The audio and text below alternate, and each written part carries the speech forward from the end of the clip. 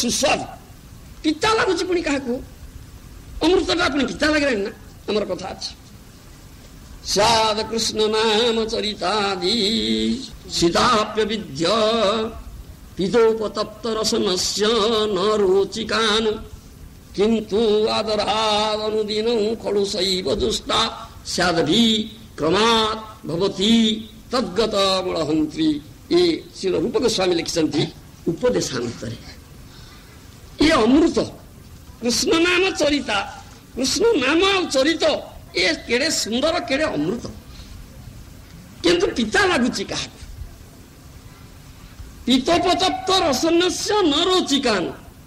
ପିତାଧିକ୍ୟ ରୋଗୀ ଯେ ପିତର ଆଧିକ୍ୟ ହେଇଛି ତାକୁ କାମ ରୋଗ ଧରେ ଆଖି ହଳଦିଆ ହେଇଯାଏ ପରିସ୍ରା ହଳଦିଆ ହେଇଯାଏ ଦେହ ମୁଣ୍ଡ ସବୁ ହଳଦିଆ ହେଇଯାଏ ତାର ପିତାଧିକ୍ୟ ରୋଗୀ କାମଳ ରୋଗ ଜଣ୍ଡିସ୍ ବୋଲି ଇଂରେଜୀରେ କହନ୍ତି ତାକୁ ଯଦି ତୁମେ ମିଶ୍ରି ଖାଇବାକୁ ଦବ ସେ କହିବ ଏଟା ପିତା ମିଶ୍ରିଟା ପିତା ଲାଗିବ ଇଏ ମିଶ୍ରିଟା କଣ ପିତା ଜିନିଷ ମିଶ୍ରିଟା ତ ବଡ ବଧୁ ତାକୁ ପିତା ଲାଗୁଛି ନା ପିତର ଆଧିକ୍ୟ ହେଇଛି ତାକୁ ଯଦି ନିମ୍ବ ପିତା ଖାଇବାକୁ ଦେବ ସେ କହିବ ମଧୁର ଲାଗୁଛି ମଧୁର ଲାଗୁଛି ନିମ୍ବ ପତ୍ରଟା ପିତା ତାକୁ ଲାଗିବ ମଧୁର ମିଶ୍ରିଟା କିଳେ ମିଠା କିନ୍ତୁ କାମ ରୋଗୀକି ଲାଗିଲାଣି ପିତା ଆପଣ ଦେଖନ୍ତୁ ଏଇଟା ସତ କଥା କାହିଁକି ପିତାଧିକ୍ୟ ରୋଗୀ ମିଠାଟା ପିତା ଲାଗୁଛି ସେଇ ବାଗ୍ୟା ସ୍ୱାଦ କୃଷ୍ଣ ନାମ ଚରିତାରି ସୀତାପ୍ୟ ବିଦ୍ୟା ପିତୋପତପ୍ତ ରସନସ୍ୟ ନ ରୋଚିକାନୁ କୃଷ୍ଣ ନାମ ଚରିତ ଅମୃତମୟ ମଧୁ କେଡ଼େ ମିଠା ପିତା ଲାଗୁଛି କାହାକୁ ସେଇ ଲୋକକୁ ପିତା ଲାଗୁଛି ଯାହାର ଏଥିରେ ବିଶ୍ୱାସ ନାହିଁ ଶ୍ରଦ୍ଧା ନାହିଁ ଯେ ଭକ୍ତ ନୁହେଁ ଅଭକ୍ତ ଲୋକ ଯେ ଅଭକ୍ତ ତାକୁ ପିତା ଲାଗୁଛି ତାର ଶ୍ରଦ୍ଧା ନାହିଁ ଏଥିରେ ତାର ବିଶ୍ୱାସ ନାହିଁ ଏଥିରେ ତାକୁ ପିତା ଲାଗୁଛି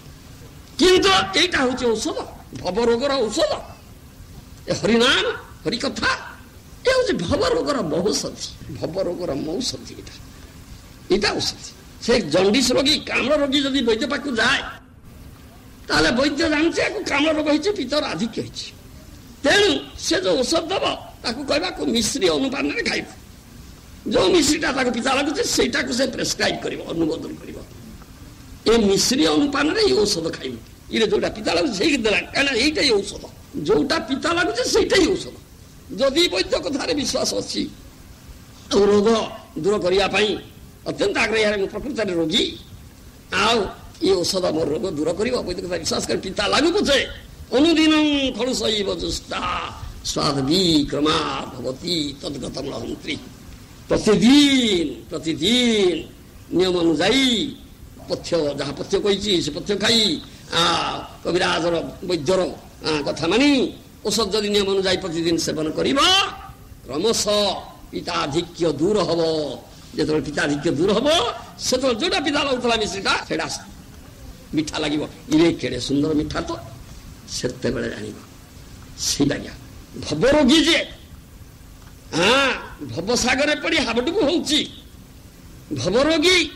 ତା ପାଇଁ ଔଷଧ ହଉଛି ଏ ହରିନାମ ତା ପାଇଁ ଔଷଧ ହଉଛି ହରିକଥା ପିତା ଲାଗିଲେ ସୁଦ୍ଧା ତାକୁ ସେବନ କରାଯାଇ ପାଇଁ କୁହାଯାଏ ରୁଚୁ ନ ରୁଚୁ ଗା ପିତା ବୁଝୁ ନ ବୁଝୁ ପଢ ଗୀତା ଏ କଥା କୁହାଯାଇଛି তুমি ବୁଝ ନ ବୁଝ ଗୀତା ପଢ ଭଗବାନଙ୍କର ବାଣୀ ସେଇଟା କ୍ରମଶଃ ସାଧୁ କୃପାରୁ ଶାସ୍ତ୍ର କୃପାରୁ ସାଧୁ ଶାସ୍ତ୍ର କୃପାରୁ ନାମ କୃପାରୁ